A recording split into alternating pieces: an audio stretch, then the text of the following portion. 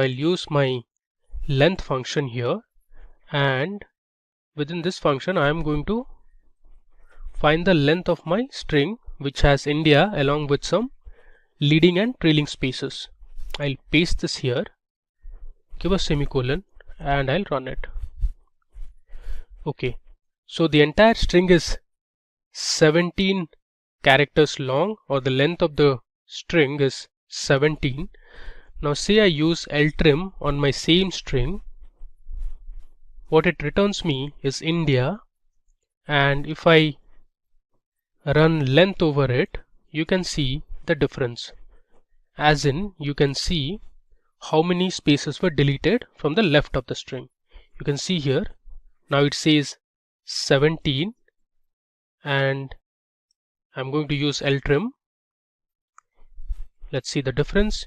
It gives me 12. The reason being it has deleted 5 spaces from the left. You can count it, 1, 2, 3, 4 and 5. So 17 minus 5 is 12, which is correct. Similarly, you can use the rtrim function, which removes the trailing spaces from a string. Trailing spaces are these spaces. When you use left trim, it deletes the leading spaces, which is this. Now let me just replace ltrim with rtrim, which stands for right trim, and see the result. So the length is 10 now. The reason being it has deleted 7 spaces from the right of the string. If you can count it, 1, 2, 3, 4, 5, 6 and 7. Cool. You can also use the trim function, which will delete both the leading and the trailing spaces. So here, if I just write trim and I'll run it, it gives me 5, because India is total 5 characters long and it has deleted all the leading and the trailing spaces. Alright. There's also a function called position in MySQL. The position function returns the position of the first occurrence of a substring in a string. So if the substring is not found with the original string, the function will return 0. So let's say I'll write select position. I want to find where fruit is in my string, that is orange is a fruit. I'll give an alias as name. There's some error here. This should be within double quotes. Now let's run it and see the result. Okay, it says at the 13th place, or at the 13th position, we have the word fruit in our string, which is orange is a fruit. Now the final function we are going to see is called ASCII. So the ASCII function returns the ASCII value for a specific character. Let's say I write select ASCII of the letter small a. If I run this, it will give me the ASCII value, which is 97. Let's say you want to find the ASCII value of 4. Let's see the result. It gives me 52. Alright.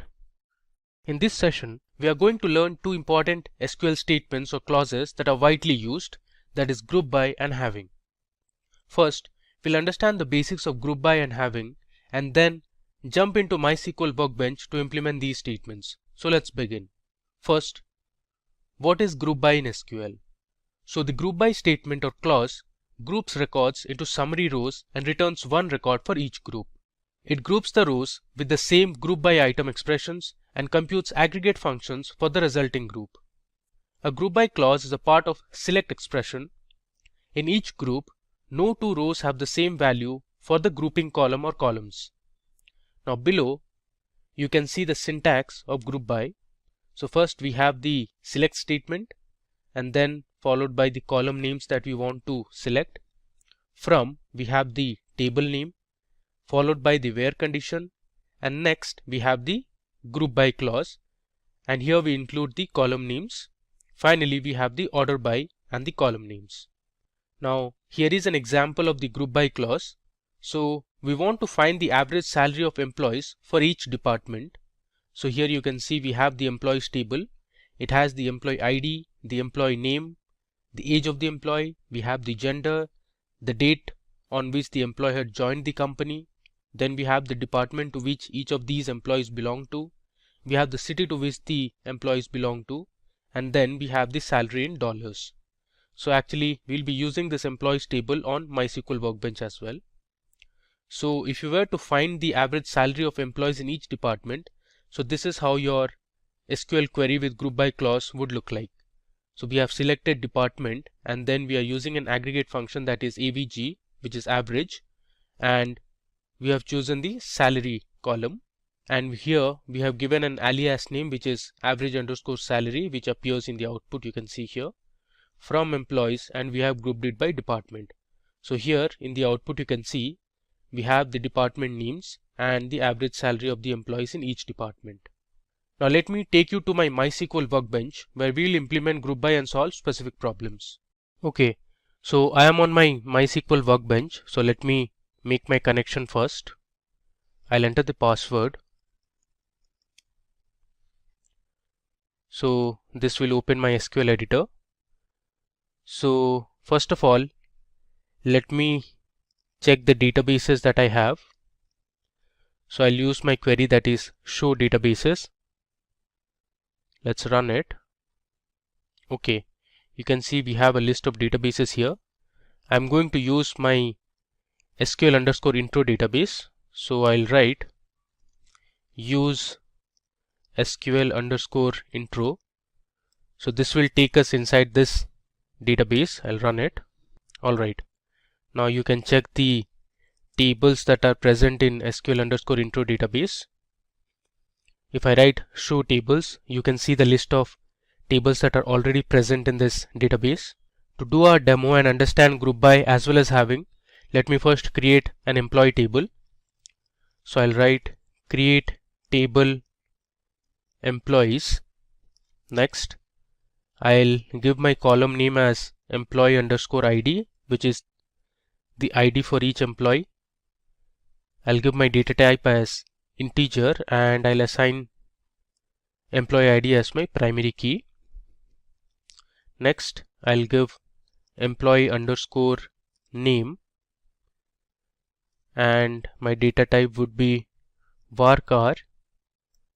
I'll give the size as 25. My third column would be the age column. Age would obviously be an integer. Then I have my gender column. I'll use character data type and assign a value of 1 or size of 1. Next we have the date of join and the data type will be date. We have the department column as well. This is going to be of varchar and 20 will be the size. Next we have the city column, which is actually the city to which the employee belongs to. And finally we have the salary column, which will have the salary for all the employees. Okay, now let me select and run this. You can see here we have successfully created our table. Now to check if our table was created or not, you can use the describe command. I'll write describe employees. You can see the structure of the table so far. Alright, now it's time for us to insert a few records into this employees table. So I'll write insert into employees and I'll copy paste the records which I have already written on a notepad. So let me show you. So this is my EMP notepad and you can see I have already put the information for all the employees. So let me just copy this and we'll paste it here. Alright, let me go to the top and verify if all the records are fine. Alright, So let's run our insert query. Okay, so you can see here we have inserted 20 rows of information, and now let's check the table information or the records that are present in our employees table. I'll write select star from employees. If I run it, you can see here I have my employee ID, the employee name, age, gender, we have the city, salary, and in total we have inserted 20 records. Now let me run a few SQL commands to check how the structure of our table is. Let's say I want to see the distinct cities that are present in our table. So I'll write select distinct city from employees. If I run this, you see here there are total 8 different cities present in our employees table. So we have Chicago, there's Seattle, Boston, we have New York, Miami, and Detroit as well. Now let's say you want to know the total number of departments that are present. So you can use distinct department. If I run this, alright, you can see we have 7 rows returned, and here are the department names. So we have sales, marketing, product, tech, IT, finance, and HR. Alright, now let me show you another SQL command. Now this is to use an aggregate function. So I want to find the average age of all the employees from the table. So I can write select AVG, which is the aggregate function for average. Inside that I have passed my age column from employees. If I run this, so the average age of all the employees in our table is 33.35. Now say you want to find the average age of employees in each department. So for this you need to use the group by clause. I'll give a comment here. I want to find the average age in each department. So I'll write select department, comma, I'll write average of age from employees group by department. Now if I run this, you can see here we have our 7 departments on the left, and on the right you can see the average age of employees in each of these departments. Now you can see here in the output it says AVG of age, which is not readable, so I can give an alias name as average age. Alright, I can bring this down, and if you want you can round the values also. So you can round the decimal places. So I'll use a round function before the average function, and the round function takes 2 parameters. One is the variable and the decimal place you want to round it to. So if I run this, there you go. You can see here we have the average age of all the employees in each of these departments. Alright, now suppose you want to find the total salary of all the employees for each department. So you can write select department, comma, now I want the total salary, so I'll use the sum function, and I'll pass my column as salary from employees group by department. Let's run this query. You can see here in the output we have the different departments, and on the right you can see the total salary of all the employees in each of these departments. Now here also you can give an alias name as total underscore salary.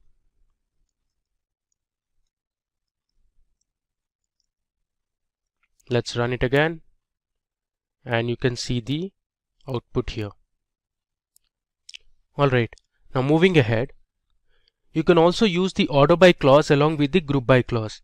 Let's say you want to find the total number of employees in each city and group it in the order of employee ID. So to do this, I can use my select query. I'll write select count of, let's say, employee ID, and I want to know the city as well, from employees group by city, and next you can use the order by clause. I'll write order by count of employee ID, and I'll write DESC, which stands for descending. If I run this query, you can see here on the left you have the count of employees, and on the right you can see the city names. So in Chicago we had the highest number of employees working, that was 4. Then we had Seattle, Houston, Boston, Austin, and the remaining also had 2 employees. So in this case we have ordered our result based on the count of employee ID in descending order. So we have the highest number appearing at the top and then followed by the lowest. Okay, now let's explore another example. Suppose we want to find the number of employees that joined the company each year. We can use the year function on the date of joining column. Then we can count the employee IDs and group the result by each year. So let me show you how to do it. So I'll write select. I'm going to extract year from the date of join column. I'll give an alias as year. Next, I'll count the employee ID from my table name, that is employees, and I'm going to group it by year, date of join. I give a semicolon. Alright, so let's run this. Great. You see here in the result we have the year that we have extracted from the date of join column, and on the right you can see the total number of employees that joined the company each year. So we have in 2005 there was 1 employee. Similarly, we have in 2009 there were 2 employees. If I scroll down, you have information of other years as well. Now if you want, you can order this as well based on year or count. Okay. Now you can also use the group by to join 2 or more tables together. So to show you this operation, let me first create a sales table. So I'll write create table sales, and the sales table will have columns such as the product ID, which is going to be of integer type. Then we have the selling price of the product. Now this will be a float value. Then we have the quantity sold for each of the products. So I'll write quantity. Quantity will be of integer type. Next we have the state in which the item was sold, and state I'll put it as varchar and give the size as 20. Let's run this so that we'll create our sales table. Alright, so we have successfully created our sales table. Next, we need to insert a few values to our sales table. So I have already written the records in a notepad. Let me show you. Okay, so here you can see I have my sales text file. Let me just copy these information. I'll just paste it on the query editor. Okay, now let me go ahead and run this insert command. Alright, so you can see here we have successfully inserted 9 rows of information. So let me just run it through what we have inserted. So the first column is the product ID column. Then we have the selling price at which this product was sold. Then we have the quantity that was sold and in which state it was sold. So we have California, Texas, Alaska. Then we have another product ID which is 1, 2, 3, and these are the states in which the products were sold. So let me just confirm with the select statement. I'll write select star from sales. If I run this, you can see we have successfully created our table. Okay.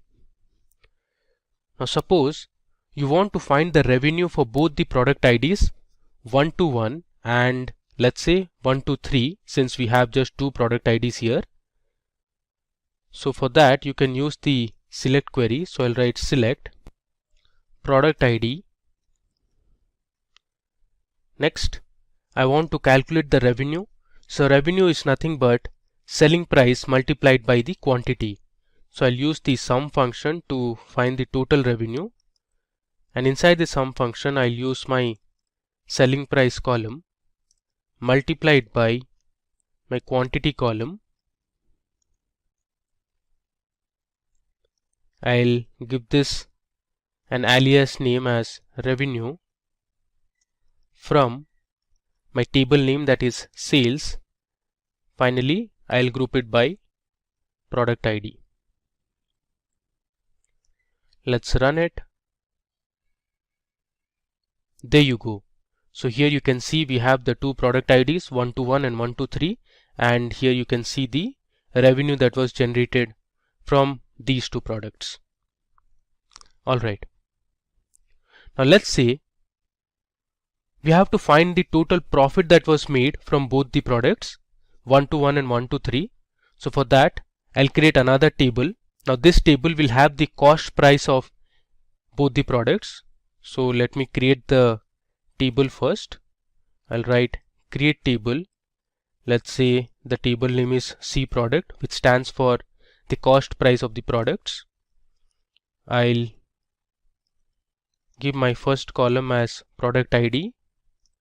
This will be an integer, and I'll have my second column as cost price.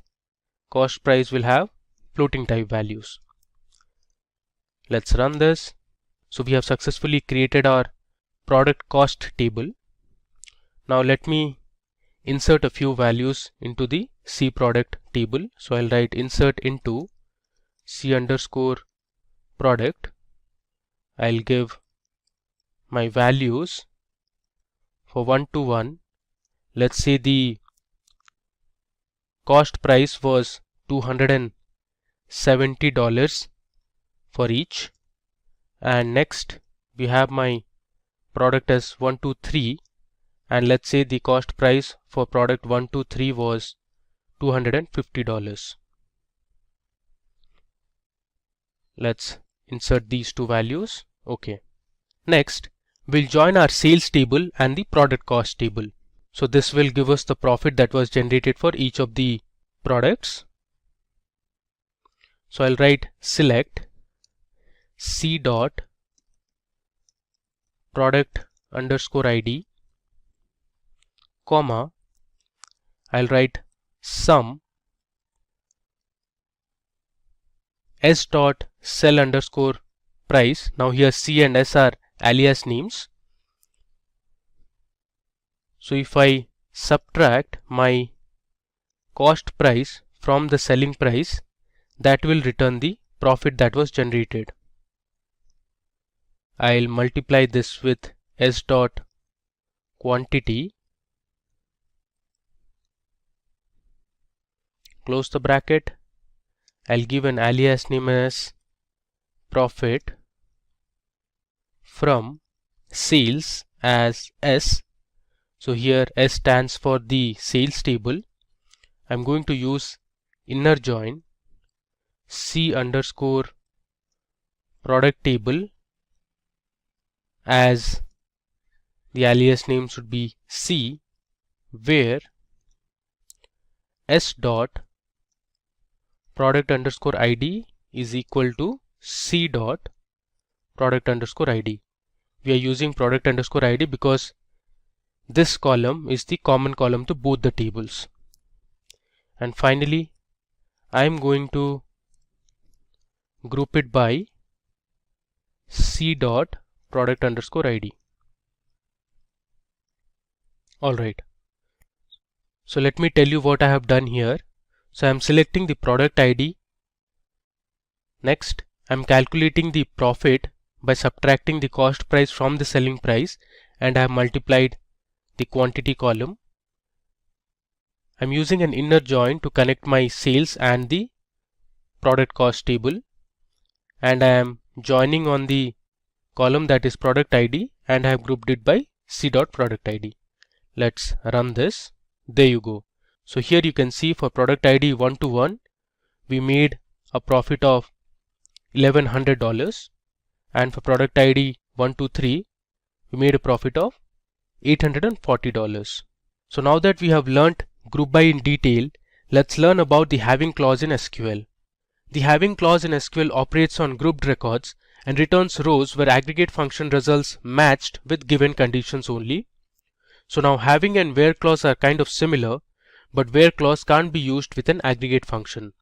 So here you can see the syntax of having clause.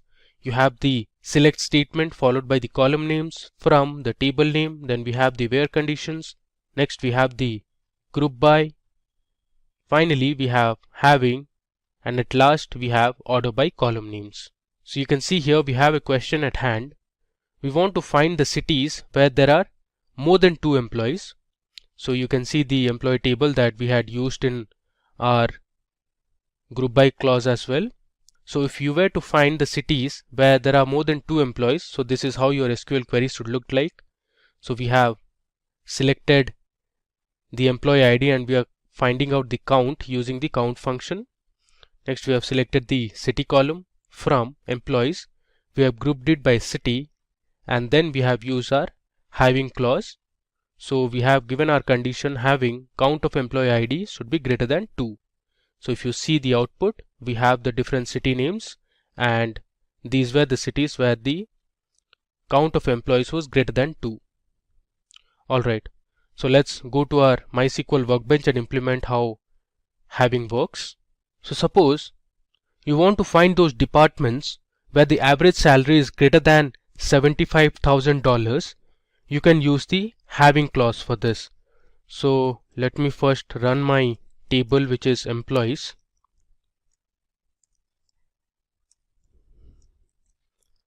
If I run this, you can see we had inserted 20 rows of information, and the last column we had was salary. So the question we have is, we want to find those departments where the average salary is greater than $75,000. So let me show you how to do it. So I'll write select department, comma, I'll use the aggregate function that is average salary. I'll give an alias name as avg underscore salary from employees.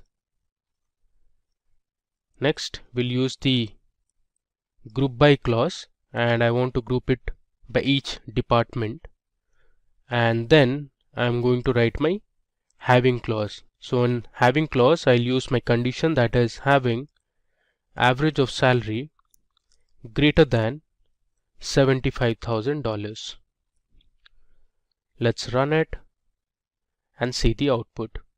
There you go. So here you can see there were total 3 departments in the company, that is sales, finance and HR, where the average salary is greater than $75,000. Okay. Next, let's say you want to find the cities where the total salary is greater than $200,000. So this will again be a simple SQL query.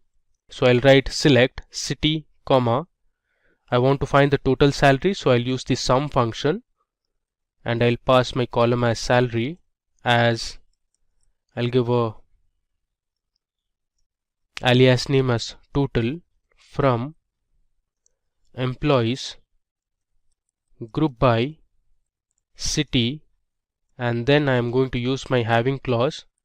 I'll pass in my condition as having sum of salary greater than $200,000. Alright, so let's run this query. There you go. So the different cities are Chicago, Seattle and Houston, where the total salary was greater than $200,000. Now suppose you want to find the departments that have more than 2 employees. So let's see how to do it. I'll write select department, comma. This time, since I want to find the number of employees, I'm going to use the count function. I'll write count star as employee underscore count or emp underscore count, which is my alias name, from employees. Next, I'll group it by department, having, I'll give my condition count star greater than 2. Let's run this. Okay, so you have departments such as sales, product, tech and IT where there are more than 2 employees. Okay, now you can also use a where clause along with the having clause in an SQL statement. So suppose I want to find the cities that have more than 2 employees apart from Houston. So I can write my query as select city, comma, count star as emp count from employees, where I'll give my condition city not equal to Houston. I'll put it in double quotes since I don't want to see the information regarding Houston. I'll group it by city, having count of employees greater than 2. So if I run this query, you see we have information for Chicago and Seattle only, and we have excluded the information for Houston. Now you may also use aggregate functions in the having clause that does not appear in the select clause. So if I want to find the total number of employees for each department that have an average salary greater than $75,000, I can write it something like this. So select department, comma, count star as emp count from employees, group by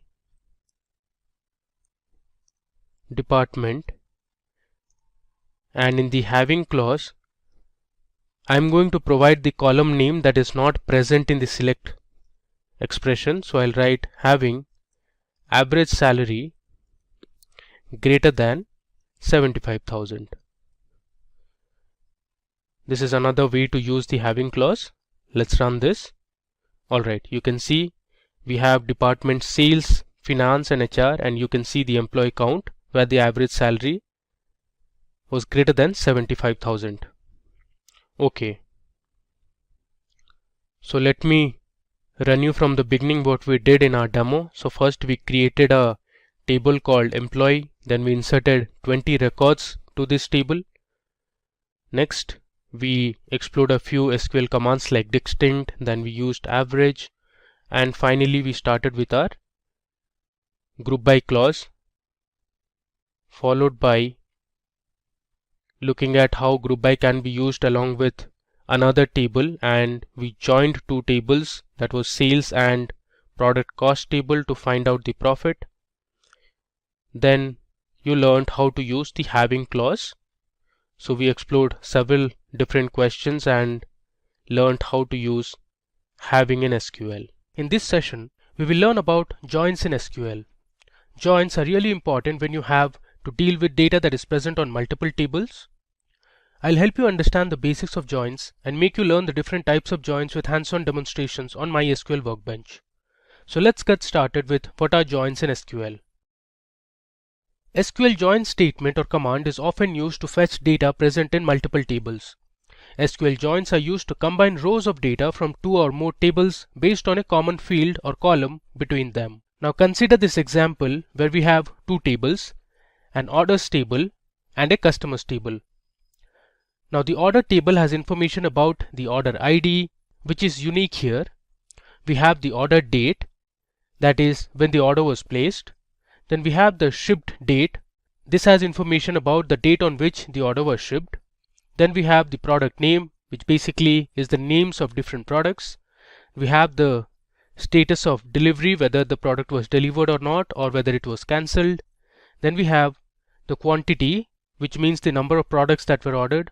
And finally we have the price of each product. Similarly, we have another table called customers, and this customer table has information about the order ID, which is the foreign key here. Then we have the customer ID, which is the primary key for this table. We also have the phone number, customer name and address of the customers. Now suppose you want to find the phone numbers of customers who have ordered a laptop. Now to solve this problem, we need to join both the tables. The reason being, the phone numbers are present in the customers table, as you can see here, and laptop, which is the product name, is present in the orders table, which you can see it here. So using a join statement, you can find the phone numbers of customers who have ordered a laptop. Now let's see another problem where you need to find the customer names who have ordered a product in the last 30 days. In this case, we want the customer name present in the customers table and the last 30 days order information, which you can get from the order date column that is present in the orders table. Okay, now let's discuss the different types of joins one by one. So first we have an inner join. So the SQL inner join statement returns all the rows from multiple tables as long as the conditions are met. From the diagram above, you can see that there are two tables, A and B. A is the left table and B is the right table. The orange portion represents the output of an. We give the list of columns from table A, which you can see here is the left table, followed by the inner join keyword and then the name of the table, that is B, on a common key column from both the tables A and B. Now let me take you to the MySQL workbench and show you how inner join works in reality. So here I'll type MySQL. You can see I have got MySQL workbench 8.0 version installed. I'll click on it. So it will take some time to open. Okay, I'll click on this local instance and here I'll give my password. Okay, so this is how an SQL editor on MySQL workbench looks like. So first of all, let me go ahead and create a new database. So I'll write create database. This is going to be my command, followed by the name of the database, that is going to be SQL_joins. If I give a semicolon and hit Control Enter, this will create a new database. You can see here one row affected. Now you can check whether the database was created or not using show databases command. If I run it, here you can see I have SQL joins database created. Now I'll use this database, so I'll write use SQL_joins. Okay, now to understand inner join, consider that there is a college, and in every college you have different teams for different sports such as cricket, football, basketball and others. So let's create two tables, cricket and football. So I'll write create table and my table name is going to be cricket. Next, I'm going to create two columns in this table. The first column is going to be cricket ID. Then I'm going to give the data type as int and use the auto increment operator. I'm using auto increment because my cricket ID is going to be my primary key. Then I'm going to give the name of the students who are part of the cricket team, and for this I'll use varchar data type and give the length as 30. I'll give another comma and I'll assign my cricket ID as primary key. Within brackets I'll give cricket underscore ID. Cricket ID is nothing but a unique identifier for each of the players, like you have roll numbers in college. Okay, let me just run it. Alright, so we have successfully created our cricket table. Similarly, let me just copy this and I'll paste it here. I'll create another table called football. This will have the information of all the students who are part of the football team, and instead of cricket I am going to give this as football ID. Alright, and the name column will have the names of the students. I'll change my primary key to football ID. Alright, let me run this. Okay, so now we have also created our football table. The next step is to insert a few player names into both the tables. So I'll write my insert into command. First, let's load some data to our cricket table. So I'll write cricket and I'll give my name column followed by values, and here I'll give some names such as, let's say, Stuart. I'll give another comma. The next player I'll choose is, let's say, Michael. Similarly, I'll add a few more. Let's say we have Johnson. The fourth player I'll take is, let's say, Hayden. And finally we have, let's say, Fleming. Okay, now I'll give a semicolon and run this. Okay, so let me just check if all the values were inserted properly. For this I'll use select star from table, that is cricket. If I run it, you can see I have created a table and have successfully inserted 5 rows of information. Now similarly, let's insert a few student names for our football table. So I'll change this to football, and obviously there would be students who will be part of both cricket and football team. So I'll keep a few repeated names. Let's say Stuart, Johnson, and let's say Hayden are part of both cricket and football team.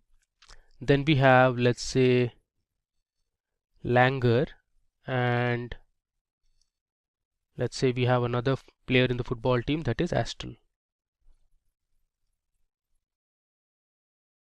I'll just run it. Okay, you can see there are no errors. So we have successfully inserted values to our football team as well. Let me just recheck it. I'll write select star from football. Alright, so we have 5 players in the football team as well. Okay, now the question is, suppose you want to find the students that are part of both the cricket and football team. In this case you can use an inner join. So let me show you how to do it. So I'll write select star from cricket, as I'm using an alias name as C, which stands for cricket. Then I'm going to write inner join. My next table is going to be football as F, which is an alias name for the football table. Then I'm going to use the on command or operator, and then I'll give the common key, that is name here. So c dot name is equal to f dot name. So based on this name column from both the table, my inner join operation will be performed. So let's just run it. There you go. So Stuart, Johnson and Hayden are the only 3 students who are part of both the teams. Alright. Now you can also individually select each of the columns from both the tables. So let's say I write select c dot cricket underscore id, comma, c dot name comma f dot football underscore id comma f dot name from, I'll write cricket as C, inner join football as F on C dot name is equal to F dot name. Now if I run this, you see we get the same output here as well. Alright. Now let's explore another example to learn more about inner joins. So we have a database called classic models. Let me first use classic models. I'll run this. Okay. Now let me just show the different tables that are part of classic tables. Alright.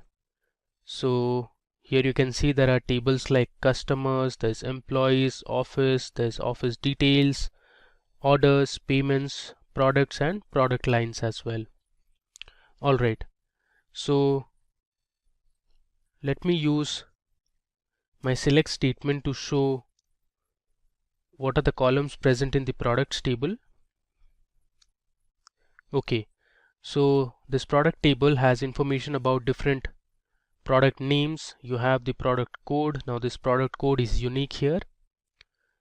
We also have the product vendor, a little description about the product, then we have the quantity in stock, buying price and MSRP. Let's see what we have in product lines.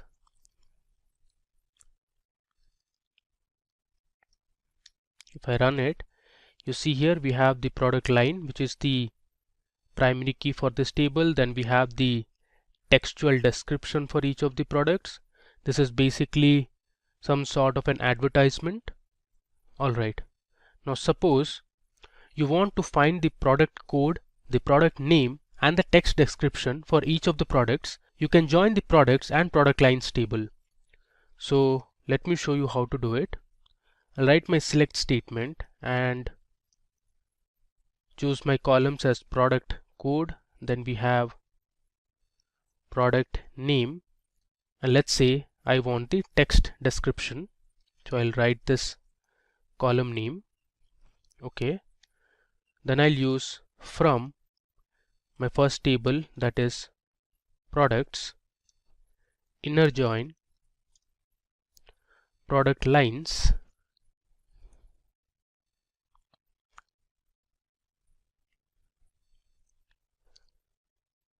I can use using the common key column, that is product line.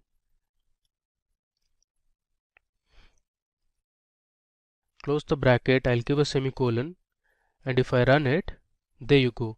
So you can see the different product codes, then we have the different product names and the textual description for each of the products.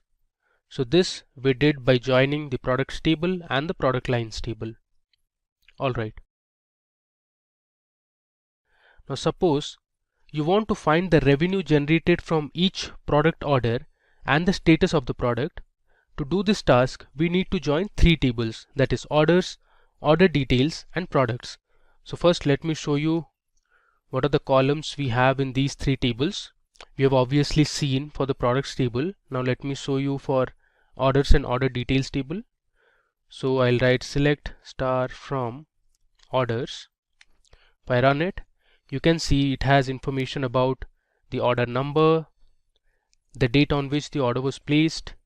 We also have the shipment date. We also have the status column, which has information regarding whether the order was shipped or cancelled.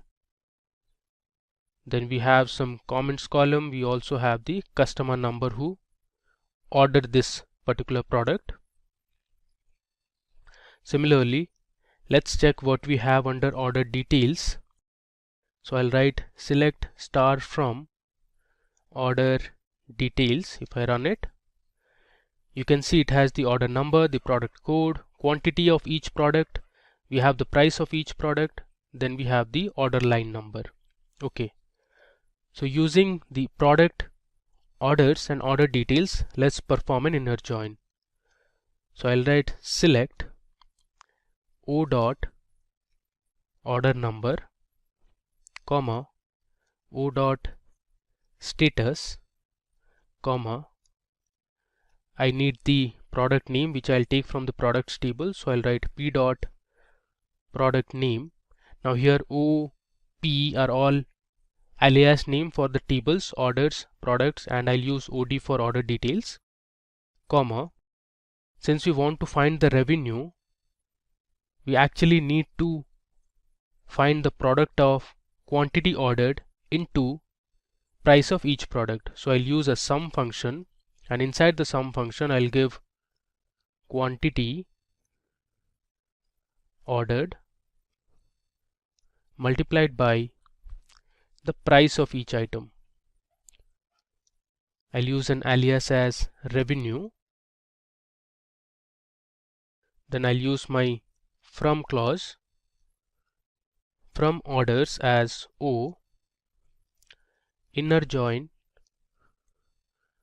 order details as I'll use an alias name as OD, on I'll write O dot order number is equal to OD dot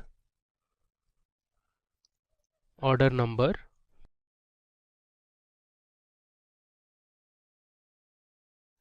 I'll use another inner join, and this time we'll join the products table. So I'll write inner join products as P on P dot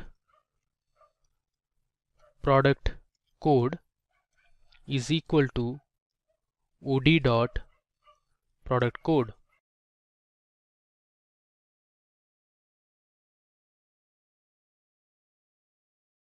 And finally I'll use the group by clause and group it by order number. Alright, let me run this. Okay, there's some mistake here. We need to debug this. It says you have an error in your SQL syntax. Check the manual. Alright. Okay, I think the name of the tables is actually orders and not order. Alright, now let's run it. Okay, there's still some error. It says classic models dot product doesn't exist. So again, the product name is, the table name is products and not product. So let's run it again. Alright, there you go. So we have the order number, the status, the product name, and the revenue. This we got it using inner join from 3 different tables. Now talking about left joins, the SQL left join statement returns all the rows from the left table and the matching rows from the right table.